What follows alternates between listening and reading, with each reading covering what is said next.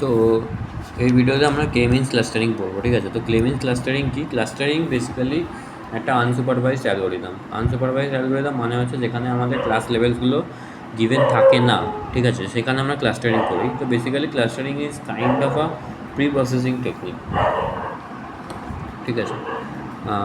তো আমরা কী করি, basically partition data set into k ডিস্টিং clusters based on their similar. যদি সিমিলার ক্লাস্টার্স হয় তাদেরকে আমরা কে ডিস্টিং ক্লাস্টার্সে ডিভাইড করে দিই, ঠিক আছে, data পয়েন্টসগুলোকে।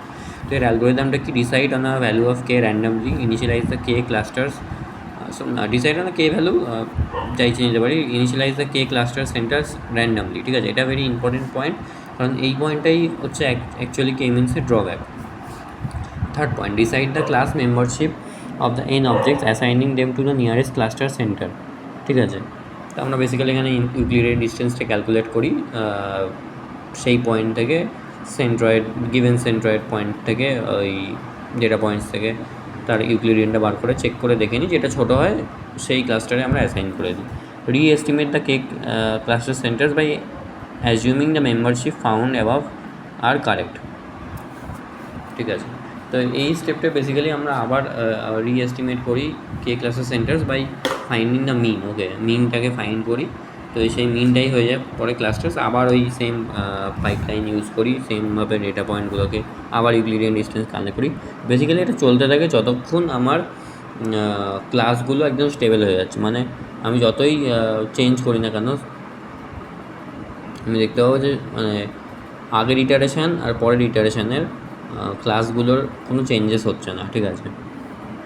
So if none of the objects changes membership in last iteration exit, otherwise go to 3, তার মানে আবারই সেম জিনিস করতে থাকবো, ঠিক আছে।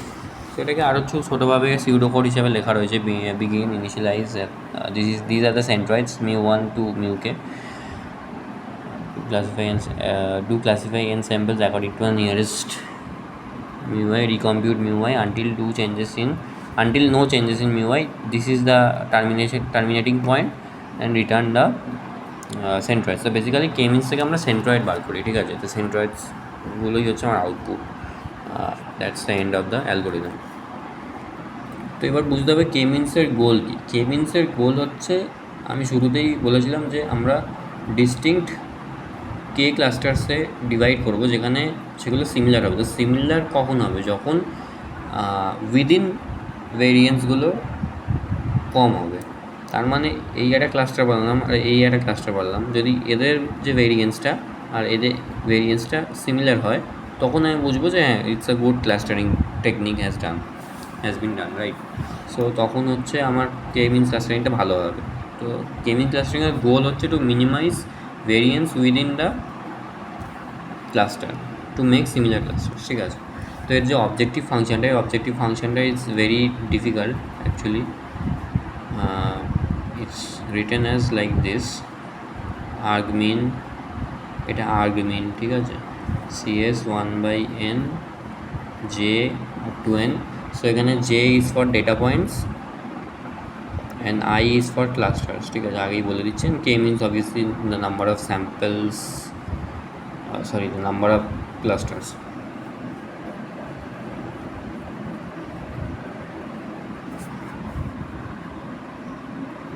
and n is the number of samples, ঠিক আছে। আর এটা সাইডে জায়গা হচ্ছে না, এটার পাশেই হবে delta ij ci minus xj, ঠিক আছে। তো যেখানে এটা হচ্ছে আমার ডেটা আর this is my cluster center, ঠিক আছে। সো এটা বেসিক্যালি মানে কি, এই ডেল্টার মানে হচ্ছে weather xj is assign to ci, weather xj is assign to ci, এটা চেকিংয়ের জন্য, ঠিক আছে। এটাকে ডেল্টাকে আমরা বলি ক্লাস্টার অ্যাসাইনমেন্ট আর সিকে আমরা বলি ক্লাস্টার সেন্টার, ঠিক আছে।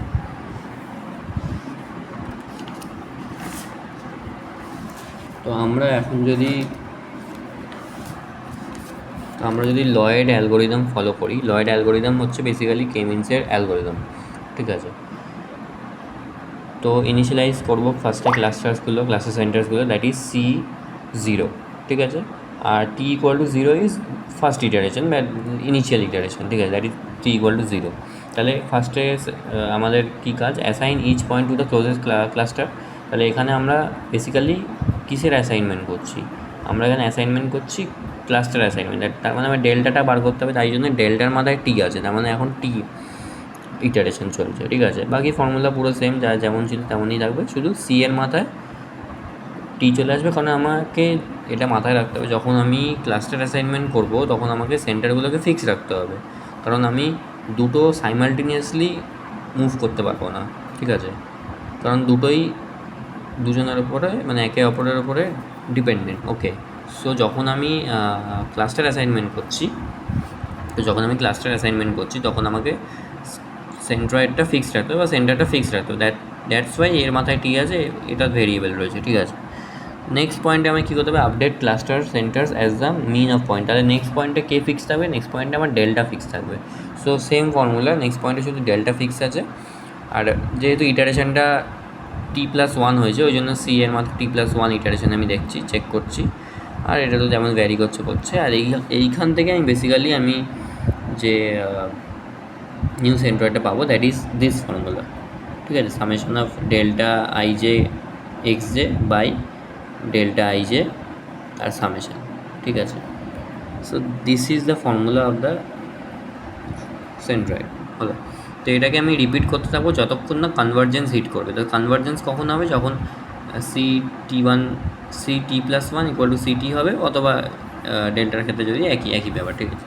তো বেসিক্যালি যখন আমার ওই ক্লাস্টার্সগুলো যখন চেঞ্জেস কোনো হবে না তার মধ্যে, ঠিক আছে। তো এবার নেক্সট ইম্পর্টেন্ট হচ্ছে এখান থেকে WCSS মানে কি within cluster some of square. তো এই যে ফাংশনটা আমরা দেখছিলাম বেসিক্যালি এই জিনিসটা, তো দিস ইজ WCSS। ওকে, তো এটাকে আর ছোটো করে লেখা যায় যে total variance of data points within their respective clusters, ঠিক আছে। So it is the objective function minimized by k-means, ঠিক আছে। So this is the function Euclidean distance between the point and the centroid. So this is the point and this is the centroid, হলো। So এই পয়েন্টটা এই ক্লাস্টারের মধ্যে আছে, ঠিক আছে। মানে এক্স যে পয়েন্টটা is belongs to the I cluster, ঠিক আছে। So centroid of cluster I হচ্ছে CI, হলো। সো এবার এখান থেকে বুঝতে হবে, যদি স্মলার WCSS হয় তাহলে আমার কেটা অনেক মানে ক্লাস্টারটা অনেক টাইট হবে আর কম্প্যাক্ট হবে। আর যদি লার্জার WCSS হয় তাহলে পয়েন্টস আর স্প্রেড হবে ফার্দার ফ্রম দ্য ক্লাসের সেন্টার্স হবে। সো এটা আমি চাই না, আমি স্মলার WCSS ভ্যালুই চাই, ঠিক আছে। অ্যাডভান্টেজেস ইজ সিম্পল হয়, কম্পিটিশনালি এক্সপেন্সিভ হয় অতটা। সো এটার ডিসঅ্যাডভান্টেজ এটা obviously. So WCSS always decrease with the increase of K. This is very important. This is the elbow method.